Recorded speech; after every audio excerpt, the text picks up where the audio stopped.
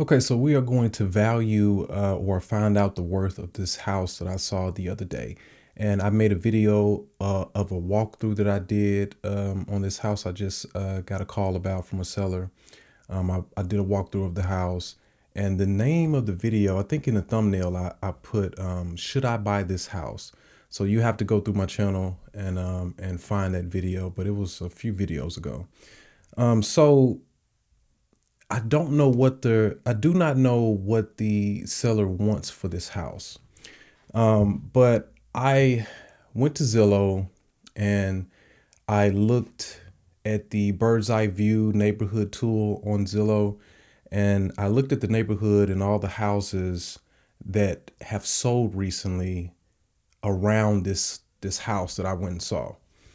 So today I called the seller today to officially pass on the deal. I actually passed on the deal days ago, but I was thinking about bird dogging this house to a friend of mine, but he hasn't gotten in contact with me, so I guess he's not interested. So I called the seller today to officially pass on the deal. But when I looked at the neighborhood, I found, okay, what's going on here? So when I looked at the neighborhood, I found, let's see, can I find these houses? So there are 5 houses that I found that I wanted to use as comparables. So this house here is a 3-bed, 1 bath, and this one is 1,000 square feet, and it sold for 150K. Its condition is livable, but it's a C on a scale from A to F. So it's a C. Okay. Then I found another house in this neighborhood that was 3-bed, 2 bath, 1,000 square feet. And it sold for 190. Its condition is A. Okay. So that's those two. Then I found another house. There's 5 of them. So this next house was a 3-bed, 2 bath, 1,000 square feet, and it sold for 140. And it was in not livable condition. The condition was D on a scale from A to F. So a D. All right, that's that house. Now this next house, it was 3-bed, 2 bath, 1,000 square feet. It sold for $180,000, and it was in A condition. Then this last house was 2-bed. I like this one. 2-bed, 1 bath, because my subject house, the house that I'm trying to value, is 2-bed, 1 bath. It's 2-bed, 1 bath. And also my subject house, the house I'm trying to value, is 995 square feet. It's almost 1,000 square feet. But I like this 900 square foot one as a comparable. And this house sold for 185K. 185K. Its condition was B. It's condition B. Okay, so these are the 5 comparables. Now my subject property, let's see, am I able to get back to this one? I'm not sure. Let's fit it in on here somewhere. Okay, this is my subject property. And these are my comps. Yeah, so comps.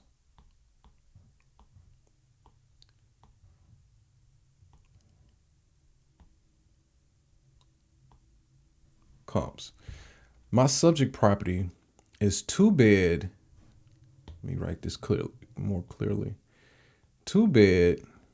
Oh, that B is just crazy. 2 bed, 1 bath, and it's 995 square feet. Okay. And we don't know what the seller wants for it. Its condition is the condition of this house. I would say that, man, I would say the condition of this house is, someone can technically live in there, but I wouldn't move a tenant into this house. So my value of this condition of my subject property, the value of the condition of my subject property is kind of biased. I'm making a more of a personal view of its condition instead of like an objective view, because you could move someone in there, but I wouldn't. So I think that the condition is, it's livable. So let's just get the best of both worlds. It's livable, but it's a D for me. And see, D is poor. Now, if it was livable, see, when you say livable, C comes to mind, because C is average. That's what C is. C is average. B is good. A is great. C is average. D is poor. F is a failure. F is probably, if this house was an F, it would need everything. There's damage in there. Upgrades are needed. Everything. So that's an F. But in my opinion, my subject property is a D, because I wouldn't move anyone in there until I do some things. Because I think that I don't think the floor in the kitchen was kind of sloped. So, and then also I forgot about this, and you can see all this in that video that I did the other day, of the walkthrough of this video. But in the bathroom, there was some mold. So there's a roof leak somewhere. The roof is really, really, really old. It's in bad condition. So this house, you know what? This house is not livable. This house is not livable. It is poor. So my subject house is not livable. Let's get this in. Oh, okay. So not livable. Because if it was livable, you can move right into it. If it needs updates and all that, it just needs updates and all that. But if a house is livable, then you can move someone in there. There's no roof leaks or anything like that. That's livable. Livable is C. It's average. It's in average condition. It may need some cosmetic work, but livable it's a C condition house. So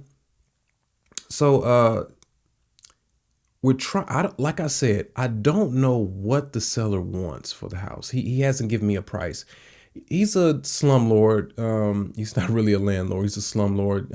The condition of this property, and the fact that he had someone living in there like last month, and they just moved out. They got deported. The fact that he had someone living in this house is it's crazy. So, he's a slumlord. He's one of those types of landlords who do not take care of their property, and they just collect rent. So they have these dilapidated houses, and they got people staying in them, and they don't care. They just collecting the rent. That's all. So he's a slumlord. I said that because even though he's a slumlord, he's been in the business for like 30 years. So he had like 60 rentals. He's selling all his rentals. He wants to retire, because he's created himself a job. When you keep your houses in this type of condition, in poor condition, and you don't do any updates every year, and just keep things going. And I understand tenants are living in there, so it's hard to do like crazy updates. You can't really just get in there and put a new floor in without moving the tenant out into another property or a hotel or something like that. A lot of landlords don't have a lot of money to do that, but you could do that. You could do that. You could notify your tenant that, hey, I'm putting a new floor in. The house will be the house will be unlivable for a couple days, but I'm gonna put you into a Airbnb, or I'm going to get you a hotel room or something like that. And Airbnb would be preferable, but as a landlord, man, you have to take care of your property and you have to take care of your tenants. So if you need to do updates in the house, you need to have money saved up or set aside from the rent to put your tenant into another place until the work is done at your property. You should be able to do that as a landlord, but most people, they don't they don't really run their businesses correctly. They don't.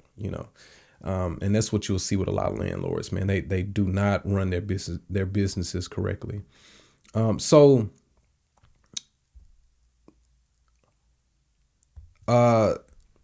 okay, so I don't know what this person wants for this house. He is fishing for prices. So that is a minus. That's a minus. That made me pass on this house. That was like the number one factor that made me pass on this house, because he doesn't want, I'm not an appraiser, and you're not neither. And you have to be kind of strategic when you're giving people offers. With this guy, he's not really motivated to sell. He wants to sell this house because it's a crappy house in his portfolio, and like I said, he's retiring, but he doesn't really need to sell it like that. He can hold on to this house if he wanted to. He can move someone in there if he wanted to, because he doesn't care about the tenants at all. So he wouldn't, if someone says that they want to move in there in his condition right now as it sits today, he'll move someone in there. He doesn't care. He won't go in there and fix it up before he moves someone in while he's waiting on a sale. While he's waiting to sell it, he doesn't care. So he's not in a position where he needs to sell.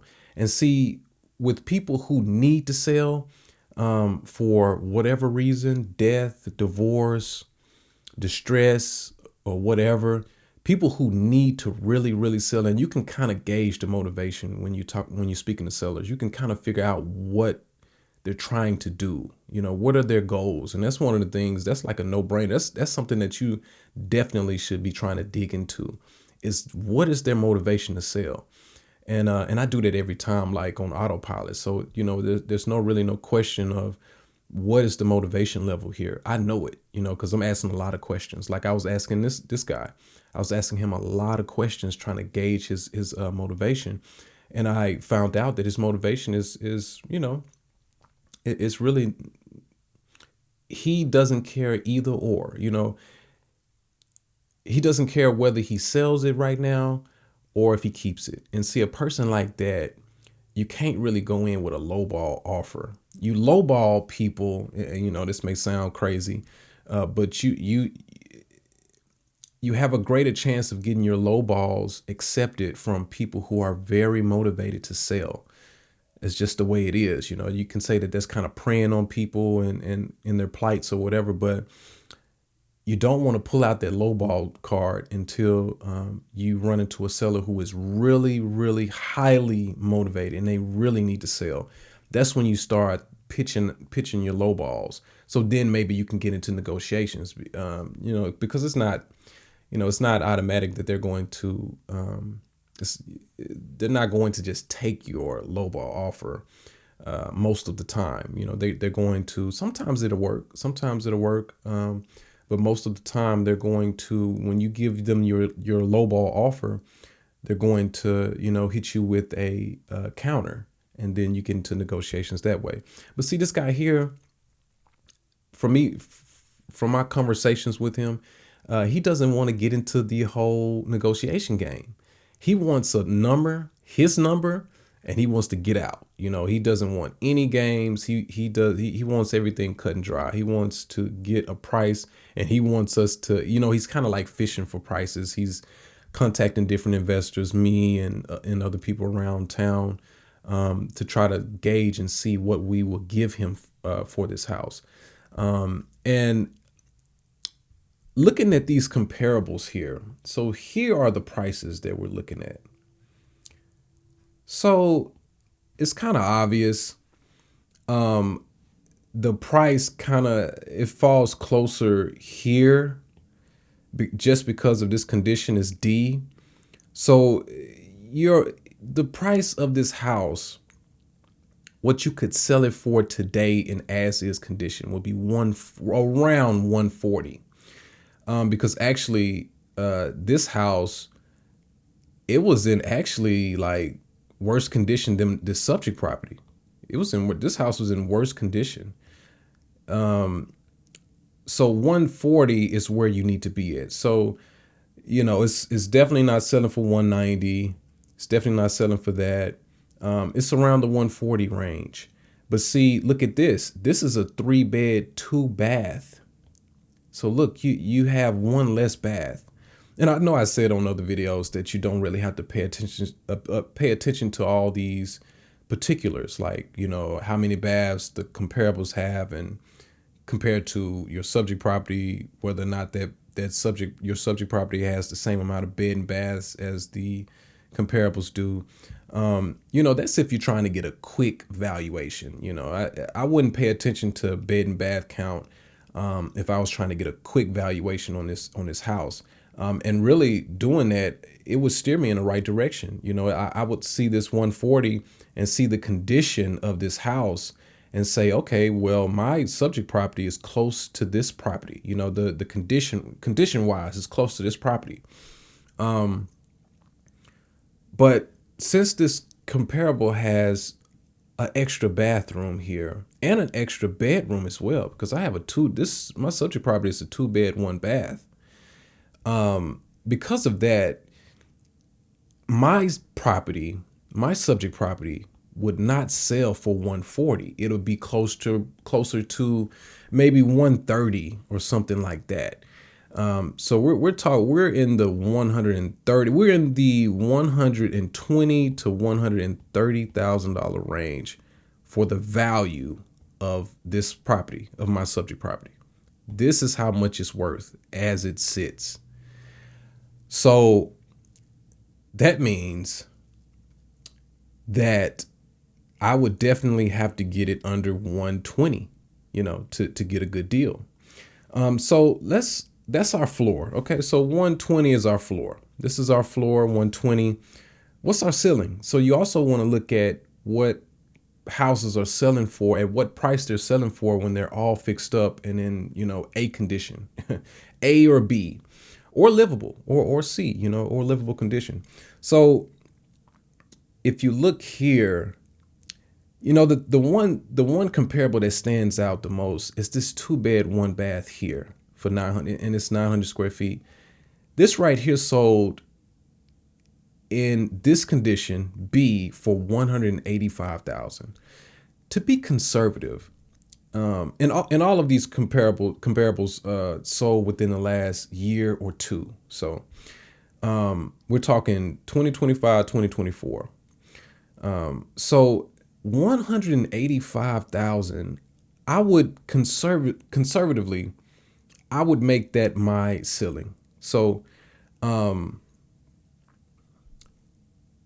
so it's safe to say my subject property. So my subject property, the ceiling is 185,000. That's what it will sell for in tip top shape. So this would be an A for the condition. Now C is livable, A is all the bells and whistles. So that's my ceiling. Okay.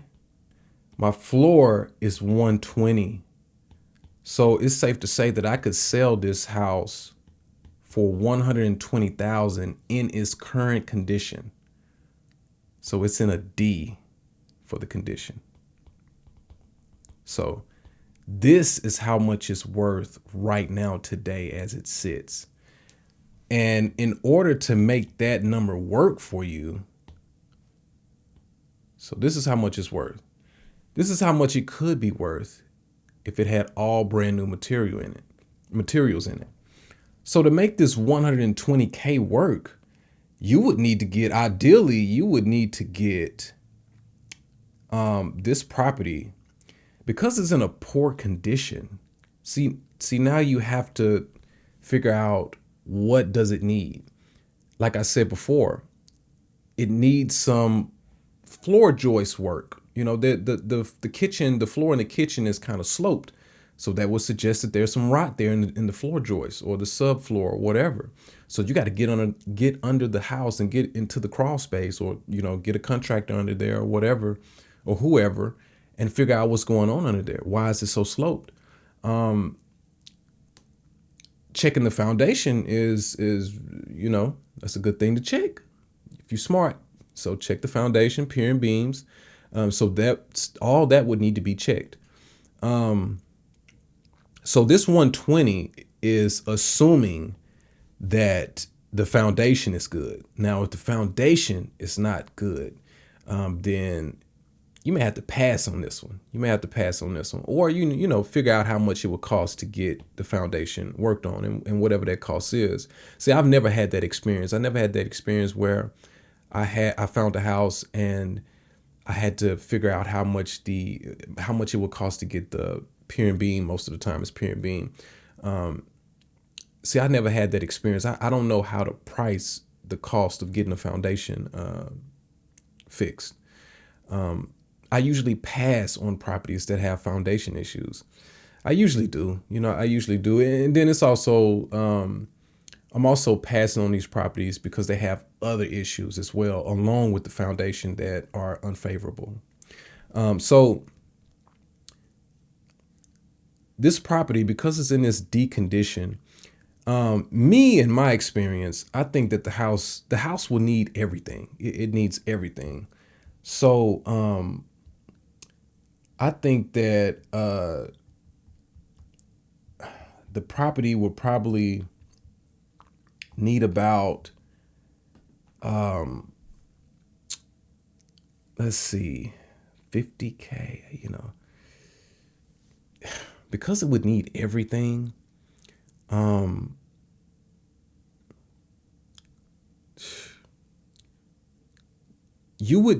would need, for me to buy this property and be comfortable with buying it, with getting it under contract, if I was going to wholesale it. If the floor is 120, if I thought about just selling it in a C condition, so if you get it to a C condition, you for sure can sell it for 120, but actually, you probably can sell it for maybe 150 or 140 or something like that. If you get it in C condition. But I don't really like to think that, I really don't like to do this. I like to base the value off of this here, even though this is what it would sell for in a D, in its current configuration, like in its current state. This is what it would sell for in its current state. Of course, if you do some things to it to get it to this C condition, it would sell for more. But I like to use this number here as the sell as price. Even if you do some updates as well, get it to livable condition. I like to use this because this leaves room for you for, closing costs, which they're not that much for this property. Closing costs, commissions, for realtors and all that. And, whatever else, inspections, whatever you need to do. Using this as this is what it would sell for after I even get it to C condition, using this as it would be your ceiling at that point. But, using this as your I'm going to sell your ARV. Using this as your ARV will leave room, even though it will sell for more. But anyway, this property would need everything. And see, trying to guess what it would need. I mean, right off from my experience, the house is going to need $50,000 in repairs and updates. So repairs, updates. It's going to need $50,000 at least that. Really, I think that it would need, I think you would, if you had a budget of about 70K, that would be ideal. 70K would be ideal. So 120 minus 70K is what? No, I don't want you to solve it for me. 12, 5. So 50K would be, so 50K. So you're looking at 50K.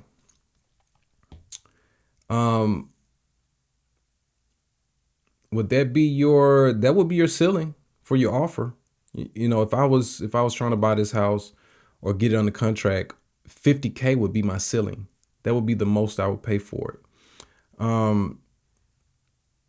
mean, if you want to be risky, you can be risky, bro. You can be risky, and you can just take this number here, what it would sell for in C condition after you get it to like livable condition. You can take that number and do it off that if you want to be risky. But see, I'm a conservative investor, bro. I'm kind of conservative, and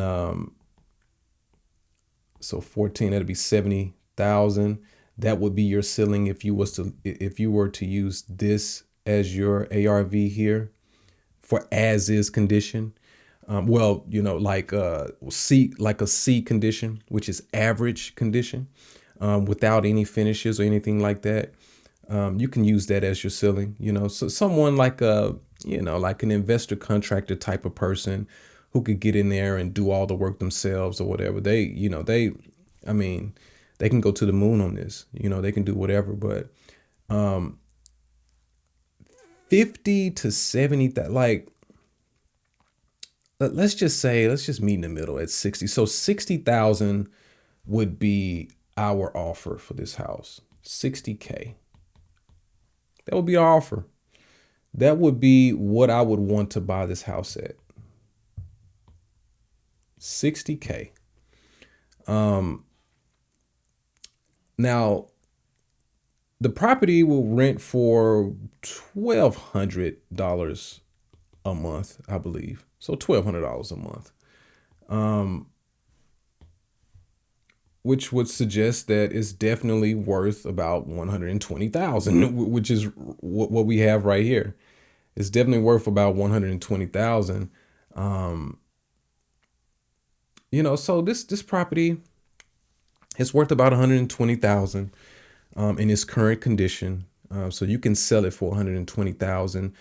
So you don't have to have a big spread there, but if you were just trying to just buy it and just put it right back on the market, you don't have to have a spread. But I wouldn't even mess with it unless I knew I had a backup plan.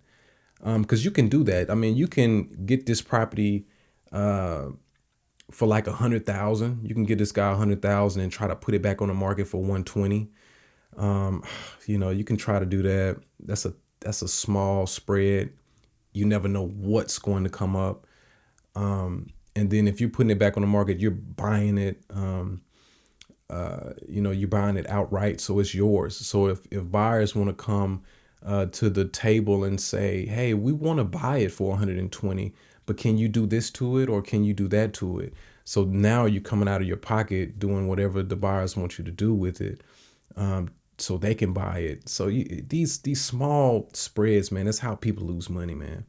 They lose money that way and by misreading the neighborhood, So I wouldn't do that. I'm more of a conservative. I'm kind of scary. I'm scary, bro. I'm a little scary when it comes to, sometimes I get risky. and I take a chance on it, but I have to really kind of like read the field, I have to really read the field and see where the seller is at and see where the market is at, ask a couple questions. If I want to be risky, I go to experts and I seek counsel from them. You know what I'm saying? So if I wanted to be risky with this property, I would have to go out and ask a couple landlords I know around the area. So it pays having a network, of people that you can rely on to ask questions. Getting in contact or having really experienced real estate investors on your team, in your phone, so you can call them or text them and ask them questions. That's really valuable. It's really valuable, and I have, I always saw that as a need from the beginning. Having contacts or having resources, people to call when you get stuck on something, that is a need in this business. When you're trying to invest in real estate, that's a big need. You need that.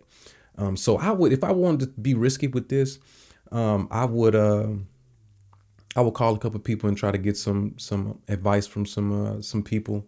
But I wouldn't even touch it. I wouldn't even try to do that. I wouldn't even try to, get it for 100,000 or 90,000 and put it right back on the market. I wouldn't even do that. But that's just me, what I'm saying? And I lose money because I'm like that. But I stick to my principles, bro. I stick to my principles, and I'm getting less risky the older I get. When I was younger, I was taking like risks like crazy because I was so new, and like 9 years ago when I first started investing in real estate, I was so new. I was taking so many risks, and I was making money like crazy. But now I make less money, but my checks are more potent. They're bigger, when I do find something that I want to make money on, that I think I can make money on. But so I wouldn't. I would offer 60K on this property, and then I would go from there. I would offer him 60K, and see could I find someone who would want to buy it. I would see if I could wholesale it.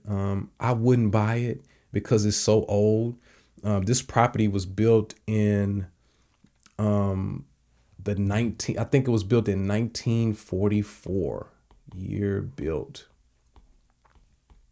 1944. So because of that, and how, because these are headaches, bro. When houses are really old, and for people that want to get in there and be all, fancy and be like, oh, I turned this old house into a beautiful house, a beautiful home.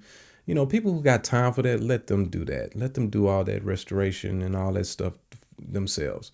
For us, we're trying to make quick flips, quick money. We're not trying to sit on a property for months and months and years and all that. We're not at that stage in our investing career. We're trying to make quick flips, quick money, a quick $5,000, a quick 10, a quick 20, a quick 25.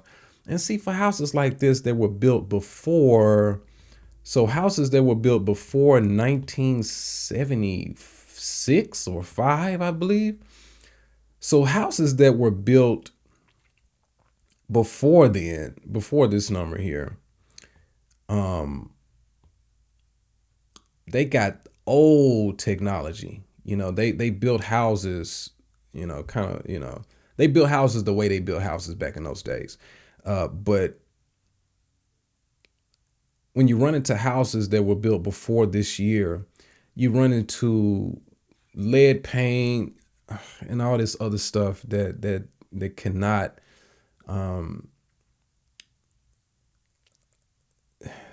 that would have you spending so much money on the property if you was trying to flip it. It would have you spending so much money.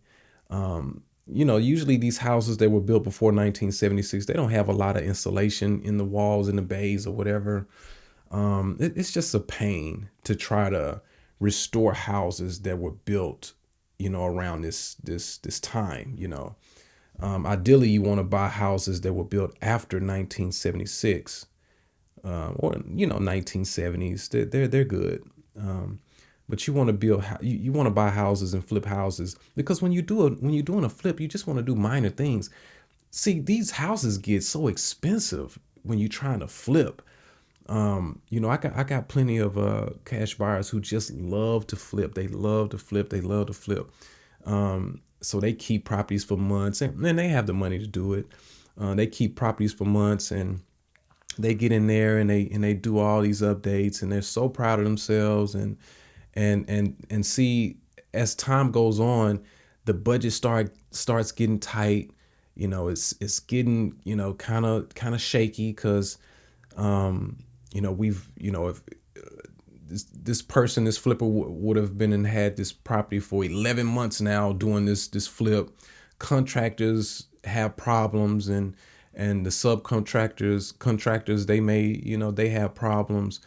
So you have to really rely on these people. You're relying on too many things to get this property in the shape it needs to be in so you can sell it and make money. It's too much of a drag. And then maybe after 11 months you make $30,000 on the property when you thought you were going to make 60.